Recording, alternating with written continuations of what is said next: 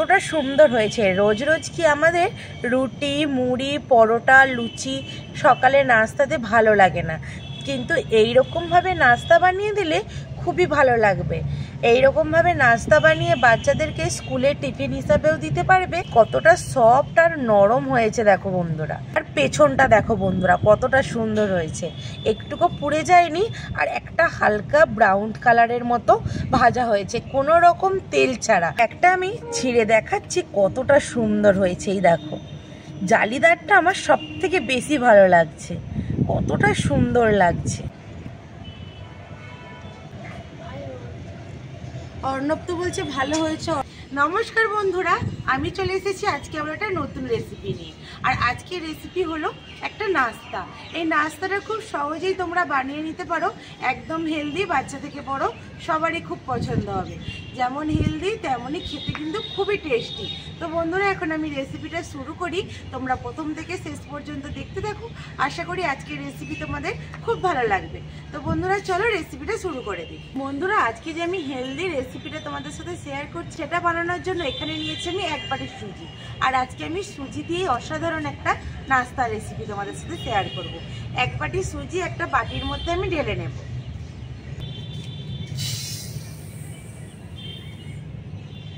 এক বাটি সুজির জন্য আমি এখানে 1/2 বাটি টক দই নিয়েছি। বাটির মাপ করে তোমাদেরকে পরিমাণগুলো বুঝিয়ে দিচ্ছি যাতে তোমাদের বুঝতে সুবিধে হয়। 1 বাটি সুজি নিয়েছিলাম, 1/2 বাটি টক দই আমি সুজির মধ্যে দিয়ে দেব। আর এই বাটি মেপেই 1 বাটি দিয়ে দেব জল।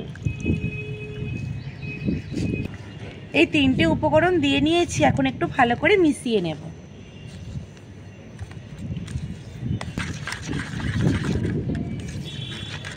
এখানে আমি আরো 2টো উপকরণ দিয়ে দেব। এখানে দেব পরিমাণ মতো লবণ, আর দেব 1 চামচ চিনি।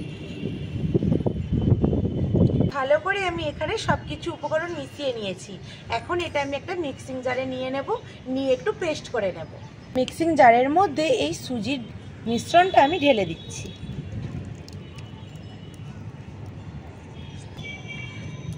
মিক্সির ঢাকাটা বন্ধ করে এটা আমি পেস্ট করে নিয়ে দেখাচ্ছি।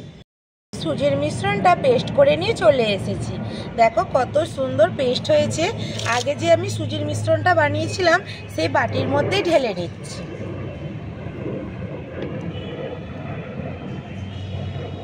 বন্ধুরা, ব্যাটারের ঘনত্বটা দেখো ঠিক এই রকম থাকবে, খুব বেশি পাতলাও হবে না আর খুব বেশি ঘনও হবে না, ঠিক এই রকম ব্যাটারের ঘনত্বটা রাখতে হবে। এখন এখানে আমি দিয়ে দেব ইনো। এখানে আমি ইনো দিয়ে দিচ্ছি 1 প্যাকেট। তোমরা চাইলে এখানে বেকিং সোডাটাও দিতে পারো। 1 প্যাকেট ইনো আমি সবটাই দিয়ে দেব, দিয়ে খুব ভালো করে মিশিয়ে নেব। আর ইনোটা দেওয়ার সঙ্গে সঙ্গে ব্যাটারটা একদম হালকা হয়ে যাবে। দেখো কতটা ফুলে হালকা হয়ে গেছে। ব্যাটারটা এখন আমার একদম হালকা হয়ে গেছে, কতটা সুন্দর লাগছে দেখতে। এখন আমি এখানে নাস্তাটা বানিয়ে নেব। এখানে আমার কিন্তু আর কোনো উপকরণ দিতে লাগবে না, সব উপকরণ দেয়া হয়ে গেছে। এখানটা উনুনটা ধরিয়ে আমি একটা তাওয়া বসিয়ে দিয়েছি। এখন এখানে আমি একটু তেল ব্রাশ করে নেব। আর এইখানে এই মিশ্রণের মধ্যে ইনোটা দেওয়ার পরে বেশিক্ষণ রাখা যাবে না, সঙ্গে সঙ্গে বানিয়ে নিতে হবে। এখানে একদম হালকা করে আমি একটু তেল ব্রাশ করে দিয়েছি। তাওয়ার মধ্যে তেলটা ব্রাশ করে দিয়েছি। এখন থেকে অল্প অল্প ব্যাটার নিয়ে আমি এই তাওয়ার মধ্যে দিয়ে দেব।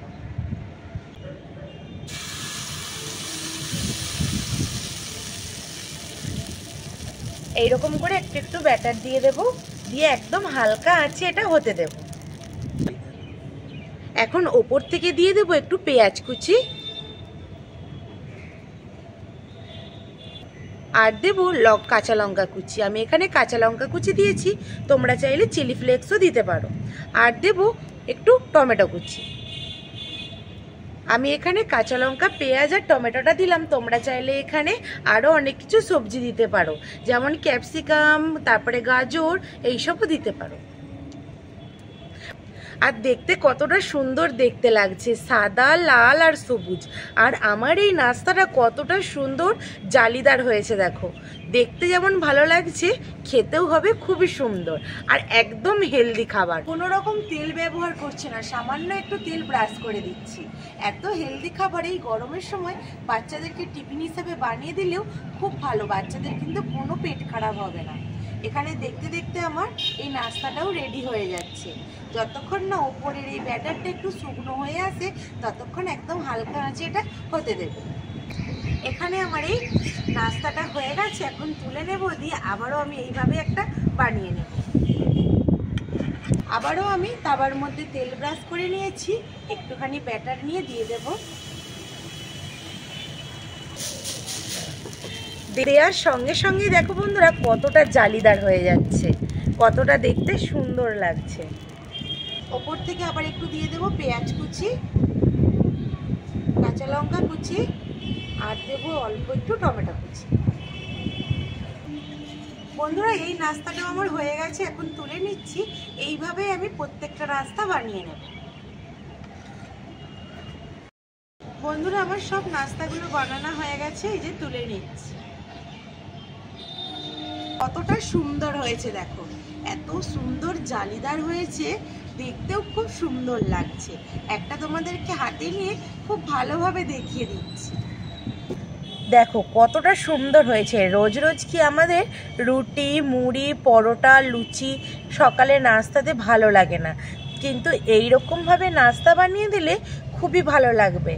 এইরকমভাবে নাস্তা বানিয়ে বাচ্চাদেরকে স্কুলে টিফিন হিসাবেও দিতে পারবে, আর বাচ্চারা এর সাথে একটু সামান্য সস দিয়ে দিলেই খুব ভালোভাবে খেয়ে নেবে, বা সসেরও কোনো প্রয়োজন নেই।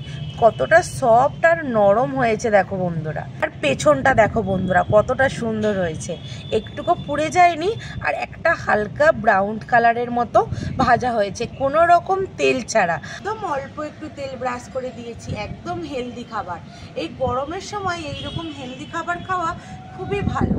যত তেল মশলা খাবে এমনি পেটের তো সমস্যা হবেই, এই গরমের সময় তেল মশলা খেতেও ভালো লাগে না। এইরকম ইউনিক একটা রেসিপি বাড়িতে বানিয়ে সবাইকে দেবে, খুব ভালোভাবে আনন্দ করে খাবে, একদম ছোট বাচ্চা থেকে একদম বয়স্ক পর্যন্ত। গ্যাস অম্বলের কোনোই ভয় নেই।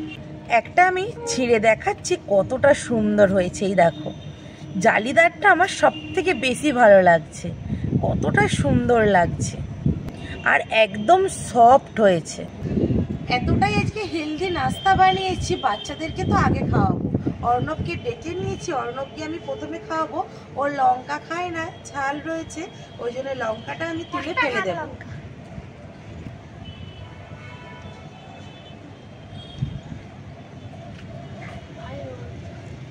অর্ণব তো বলছে ভালো হয়েছে, অর্ণবের সাথে সাথে আমিও একটু খেয়ে দেখবো।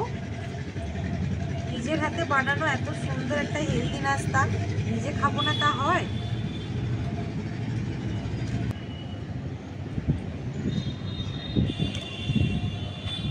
খুবই সুন্দর হয়েছে বন্ধুরা, নিজে বানিয়ে নিজেই বলছি, এতটা সফট, মুখে দিলে মিলিয়ে যাচ্ছে। আর কোনো কিছুর সাথে খাওয়ার দরকার নেই, তোমরা যদি চাও একটু সসের সাথে খেতে পারো, তাহলেও খুব ভালো লাগবে। আজকের রেসিপিটা আমি এখানেই শেষ করছি। রেসিপিটা কেমন হয়েছে অবশ্যই কমেন্ট করে জানাবে, ভালো লাগলে একটা লাইক করে দেবে, আর বন্ধুদের সাথে শেয়ার করে দেবে।